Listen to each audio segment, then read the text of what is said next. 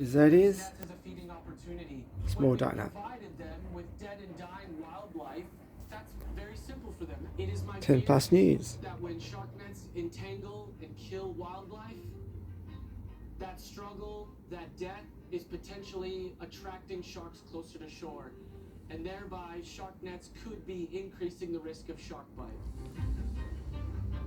As humans, we've taken so much wildlife, so much food out of the oceans, there's less fish there for the sharks to predate upon.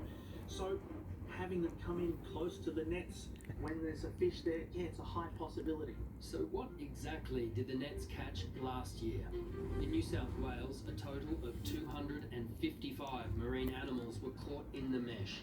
Only 15 of those were target animals, 12 great whites and 3 tiger sharks. So what were the rest?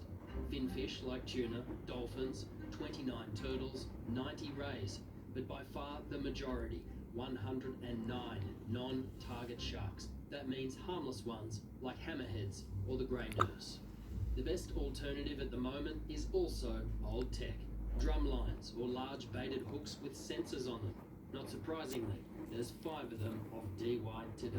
You see, when a drumline catches a large shark, a sensor is set off, a boat comes out, they get to the shark usually while it's still alive.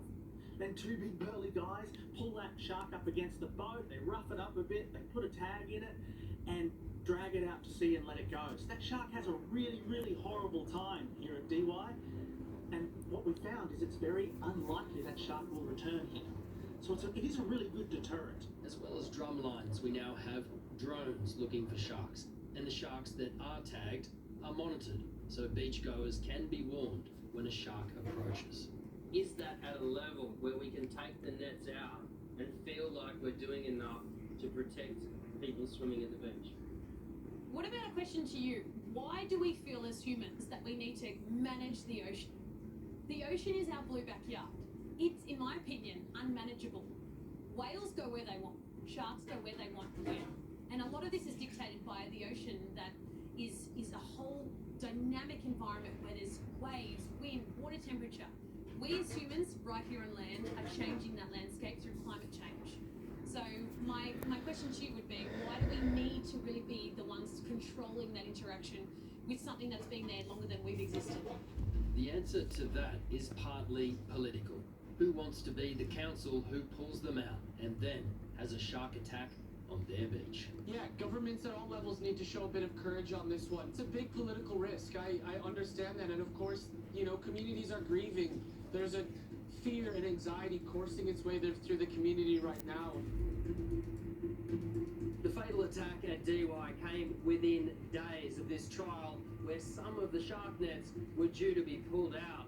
Now, understandably, that was put on pause, but today, a clearly rattled Premier walked it back even further. I think it's important that I send a message today that we're not going to be removing nets as part of the trial this summer. I think that would be a silly decision to make in light of this tragedy. The attack at Dee Why was about as bad as it gets, and the friends and family of Mercury describe a generous soul who loved the water, the kind of man we all wish we knew. So perhaps the last word on this should go to them. He was an amazing surfer, friend, father, husband, charismatic, a true waterman, and was just doing what he loved to do every day.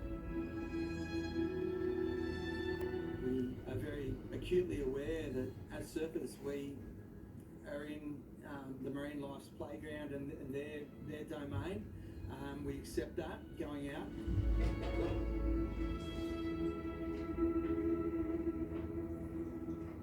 Yeah, and our thoughts are with Mercury's family tonight. They released a statement late this afternoon from his family, particularly his wife and daughter. Merc was impossible not to love, they said. His energy was extraordinary and magnetic, his spirit full of fun. He was aware of the risks of the ocean, and unfortunately this was a tragic and unavoidable accident. Yeah, so tragic, especially the day before Father's Day. Yeah. Now to another story we've been following here on 10 News Plus, and a former Greens candidate who almost... That's all for now, everyone. Have a great night.